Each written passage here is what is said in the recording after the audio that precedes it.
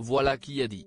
Présent sur le plateau de la matinale de RTL ce mercredi 6 décembre, le président du Sénat Gérard Larcher a été invité à réagir sur la polémique du moment, provoquée par l'homme politique d'extrême gauche, Jean-Luc Mélenchon.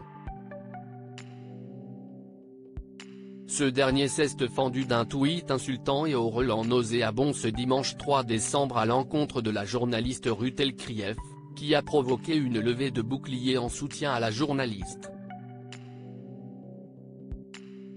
Lors de son interview, Gérard Larcher a confirmé être parmi eux, qualifiant l'acte de son opposant politique comme irresponsable, quelqu'un qui a des millions d'abonnés sur X et qui se comporte de cette manière, qui, en quelque sorte par sa parole, crée un brasier qui peut enflammer, diviser, qui montre du doigt une de vos consoeurs, et on voit bien avec quelle allusion derrière. Eh bien, je dois dire que si est inacceptable s'est emporté auprès de la journaliste Amandine Bégaud, le mari de la chirurgienne dentiste Christine Weiss, ajoutant même qu'il considérait que Jean-Luc Mélenchon, avec cette publication s'était mis en dehors de l'arc républicain.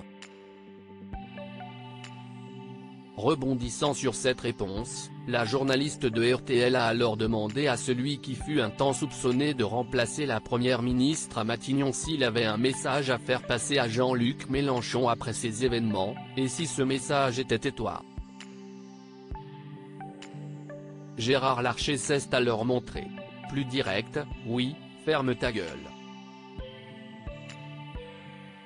Une remarque que Jean-Luc Mélenchon risque fort de ne pas apprécier. Affaire Mélenchon-Elkrief, ses autres réactions face au scandale. Le président du Sénat n'est pas le seul homme politique d'envergure à avoir apporté son soutien à la journaliste de LCI. Ce lundi 4 décembre, le ministre de l'économie Bruno Le Maire s'était lui aussi exprimé sur le sujet sur le plateau de l'émission C'est à vous, présentée par Anne-Elisabeth Lemoine. Dans un langage un peu plus retenu, le ministre de l'économie n'avait cependant pas caché partager la même opinion que le président du Sénat et avait même invité Jean-Luc Mélenchon à envisager un autre métier, le qualifiant d'homme de l'échec et de la haine.